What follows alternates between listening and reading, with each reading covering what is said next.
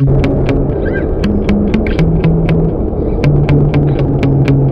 gran hombre gris es una criatura mítica que habita en la cima de la montaña Ben Madhui. Es la segunda montaña más alta de Escocia y el Reino Unido. Tiene 4.295 pies en su punto más alto. Muchos excursionistas afirman haber tenido un encuentro aterrador con el gran homínido. En apariencia, se asemeja a un humano enorme, algunos de hasta 6 metros de alto, cubierto por todas partes con una gruesa capa de pelo largo, gris, a veces marrón. La cabeza y el cuello son desproporcionadamente grandes en comparación con el resto del cuerpo. Las orejas son puntiagudas, los dedos de los pies son muy largos y termina en grandes garras afiladas. Lo han comparado con el Yeti del Himalaya y el Sasquatch o pie grande de Norteamérica. Sin embargo, las referencias a hombres grises salvajes en Escocia y criaturas similares en otros sitios en las Islas Británicas, a veces llamados Woodebas o hombres de los bosques, solo se remontan al siglo XIII. Aunque han habido muchos encuentros, son pocos los testigos que han visto a la criatura. Algunos lo describen como una figura extremadamente alta, cubierta de pelo, o como una presencia invisible que causa sentimientos incómodos en las personas que trepan a la montaña. La evidencia de la existencia de esta criatura se limita a varios avistamientos y algunas fotografías de huellas inusuales. Debido a su tamaño anormal en comparación con otros seres parecidos a los simios, los criptozoólogos lo han colocado en un grupo separado que consiste en primates similares llamados acertadamente verdaderos gigantes. Tiene una serie de características que lo hacen parecer más a una criatura de la mitología o sobrenatural. Parece tener poderes paranormales, como controlar la niebla y causar un miedo tan extremo en los seres humanos y en los animales que saltan de los acantilados o incluso mueren tratando de escapar. Al gran hombre gris se le atribuye la capacidad de manipular las emociones, como causar a sus víctimas gran temor, desesperación o el deseo de suicidarse. Algunos encuentros reportados se basan solo en experiencias con emociones extremas y una niebla extraña y no en ver al gran monstruo peludo. Los avistamientos e informes se remontan al menos a un par de siglos, pero la primera experiencia creíble tuvo lugar en 1891. El profesor Norman Collie era un montañero respetado que tuvo una extraña experiencia durante su ascenso en Ben Madhui. En una reunión del Cairngorm Club en 1925 explicaría: regresaba de un túmulo en la cumbre en medio de la niebla cuando comencé a pensar que escuchaba algo más que mis propios pasos. Por cada pocos pasos que daba escuchaba un crujido y luego otro crujido, como si alguien estuviera caminando detrás de mí, pero dando pasos 3 o 4 veces más largos que los míos. Me dije a mí mismo que todo esto era una tontería. Escuché y lo oí de nuevo, pero no pude ver nada en la niebla. Mientras caminaba, oí el espeluznante crujido que sonaba detrás de mí. Me asaltó el terror y eché a correr, tambaleándome a ciegas entre las rocas durante 4 o 5 millas casi hasta llegar al bosque. No volveré nunca más allí. El relato de Collie fue aterrador, pero difícilmente único. Sus revelaciones iniciaron una avalancha de historias e informes similares de muchos otros escaladores, muchos de los cuales fueron directamente al propio Collie. La mayoría de los encuentros tienden a ocurrir justo debajo del horizonte, cerca de una región conocida por los lugareños como Light Grupas. Los testigos también informan que el terror puede volverse tan intenso y abrumador que la necesidad de saltar al acantilado se considera seriamente como una opción. Algunas personas opinan que es esto lo que precisamente intenta lograr el hombre gris. Durante los siguientes 22 años, hasta su muerte, Collie recibió varias cartas de compañeros escaladores que habían tenido sus propias experiencias aterradoras en las laderas de Ben Madhui, pero que antes estaban demasiado avergonzados para contárselas a nadie. Cuando se publicó el libro de Alexander Borvid, Siempre un poco más lejos, en 1939, la criatura se conocía como Unfairly Admore, literalmente el gran hombre gris. Borvid contó las experiencias de sus 2 compañeros escaladores. El primero fue solo, dirigiéndose sobre Madhui en una noche en que la nieve tenía una costra dura y crujiente que atravesaba sus botas a cada paso. Llegó a la cima y fue mientras bajaba las laderas que caen hacia el Larid cuando escuchó pasos detrás de él, pasos que no seguían el ritmo de los suyos, sino que ocurrían solo una vez por cada 3 pasos que daba. Sentí una extraña sensación de respiración en mi nuca, pero me dije a mí mismo: esto es una tontería, debe haber una razón para ello. Así que me detuve y los pasos se detuvieron y me senté y traté de razonar. No pude ver nada. Había una luna en alguna parte, pero la niebla era bastante espesa. Lo único que que pude entender fue que cuando mis botas rompieron la capa de nieve hicieron una especie de eco, pero entonces cada paso debería haber resonado, pero se oían más pasos. Estaba muerto de miedo. Me levanté y seguí caminando, esforzándome por no mirar detrás de mí. Bajé bien. Los pasos se detuvieron 1000 pies por encima del Larry y no corrí, pero si algo hubiera dicho ¡buh! Detrás de mí, habría caído como un relámpago. La experiencia del segundo hombre fue más o menos similar. También estaba solo en Maduí y oyó pasos. Ascendía a la luz del día en verano, pero la niebla era tan densa y la visibilidad era casi tan pobre como lo habría sido de noche. Los pasos que escuchó fueron hechos por algo o alguien que trepaba penosamente por los finos pedregales que decoran las partes superiores de la montaña. Algo que no era extraordinario en sí mismo, aunque los pasos estaban solo a unos pocos metros detrás de él, pero sumamente extraño cuando la niebla se disipó repentinamente y no pudo ver ningún ser vivo en la montaña, en ese punto desprovisto de cualquier tipo de maleza. En 1948, Richard Freire, un escalador, escribió sobre su sensación de una presencia absolutamente abstracta pero intensamente real, y escuchó una nota de canto intensamente alta. En 1958, Alexander Ternion escribió en la revista The Scott sobre lo que describió como la experiencia más extraña de su vida. En octubre de 1943 pasé 10 días escalando solo los Cairngorms. Una tarde, justo cuando llegué al túmulo de la cumbre de Ben Madoui, la niebla se arremolinaba sobre el Lairy Gru y envolvía la montaña. La atmósfera se volvió oscura y opresiva. Un viento feroz y amargo azotó las rocas y un sonido extraño resonó a través de la niebla. Un fuerte paso, luego otro y otro. Una forma extraña apareció, retrocedió y vino a la carga hacia mí. Sin dudarlo, saqué el revólver y disparé 3 veces a la figura. Cuando todavía se encendía, me di la vuelta y corrí por el camino, llegando a Glenderry, en un tiempo que nunca había mejorado. Usted puede preguntar, ¿fue realmente el miedo a Liadmore? Francamente, lo fue. El relato más antiguo conocido data de 1791 y proviene de un poeta llamado James Hogg. Se dice que el poeta llevaba ovejas a Ben Madoui cuando vio a la criatura. Era un gigante negro, de al menos 10 metros de alto e igualmente proporcionado y muy cerca de mí. De hecho, me sentí impotente con asombro y terror. Aterrorizado por lo que vio, Hogg huyó a su casa, regresando al día siguiente para recoger sus ovejas. La criatura regresó y esta vez se dice que Hogg decidió realizar un pequeño experimento. El poeta se quitó el sombrero y vio que la criatura también hacía lo mismo. Por lo tanto, Hogg llegó a la conclusión de que era su propia sombra en la niebla lo que le aterrorizó el día anterior. Los investigadores científicos que investigan estos avistamientos ofrecen una posible explicación de lo que está pasando exactamente en Ben Madoui. Hay un fenómeno que los investigadores llaman Broken Spectra o montaña espectro. Es un truco de la luz que juega con el ojo y que hace que una persona crea que una enorme criatura en la sombra está frente al observador. Esta ilusión óptica se produce cuando una proyección de la propia sombra del observador se refleja en la brumosa ladera de una montaña o en un banco de nubes frente al sol. Pero, ¿cuál es el origen de la leyenda? Según la mitología celta, Fear Liadmore se enamoró de Oriana, una hermosa mujer mortal que correspondió a su amor con una promesa. La encontró vagando por los valles y quedó tan impactado ante su delicada hermosura que se acercó a ella sigilosamente. Temiendo ser rechazado por sus grotescas proporciones, Fear Liadmore le habló escondido detrás de una roca. Al preguntar la hermosa Oriana sobre su nombre, él contestó: Yo soy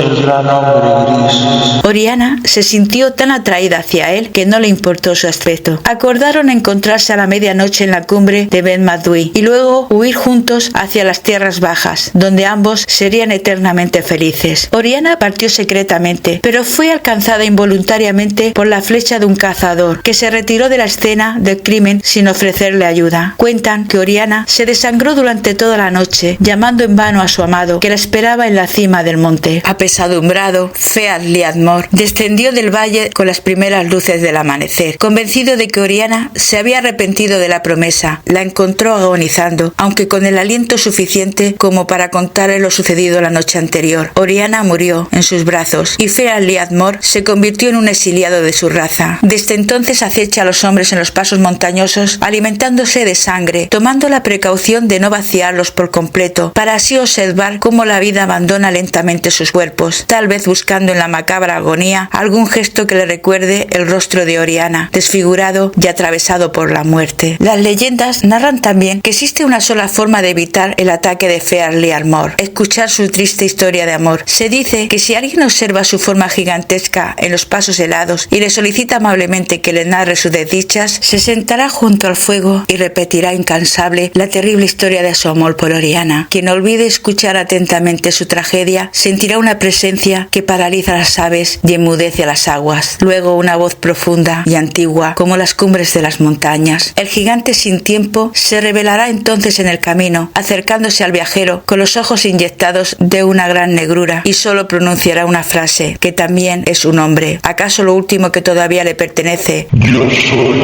el gran hombre